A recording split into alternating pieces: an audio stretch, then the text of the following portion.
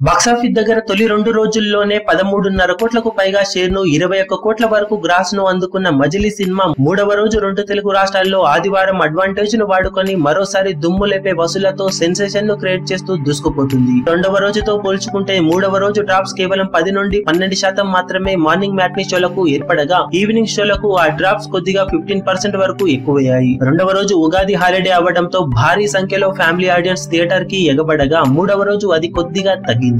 అయినా కానీ ఓవరాల్ గా మూడవ రోజు సినిమా 2 తెలుగు రాష్ట్రాలలో ఓవరాల్ గా ఆన్లైన్ బుకింగ్స్ పరంగా రెండవ రోజుతో పోల్చుకుంటే అతి తక్కువ డ్రాప్స్ తోనే మూడవ రోజును హోల్డ్ చేసి సెన్సేషన్ ను క్రియేట్ చేసిందనే చెప్పాలి.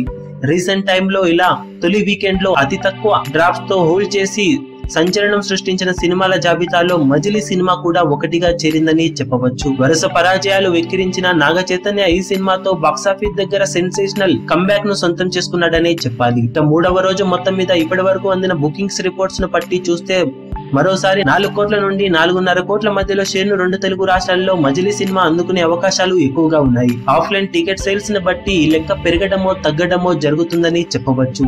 మొత్తం మీద మొదటి వీకెండ్ కలెక్షన్ల 16 కోట్ల నుండి 18 కోట్ల రేంజ్ లో వరల్డ్ వైడ్ గా అందుకునే అవకాశం ఉండటంతో ప్రీ రిలీజ్ బిజినెస్ లో చాలా మొత్తాన్ని మొదటి వీకెండ్ లోనే వెనక్కి తీసుకురాబోతుంది మజిలీ సినిమా. ఇక అఫీషియల్ గా మొదటి వీకెండ్ వసూళ్లు ఎలా ఉంటాయో తెలిసిన వెంటనే వీడియో అప్డేట్ చేస్తాం. ఈ వీడియో మీకు నచ్చినట్లయితే లైక్ చేయండి, షేర్ చేయండి, ఛానల్ ను సబ్స్క్రైబ్ చేయడం మర్చిపోకండి. ఏ చిన్న అప్డేట్ ను మిస్ అవ్వకూడదు అనుకుంటే బెల్ ఐకాన్ ని ప్రెస్ చేయండి.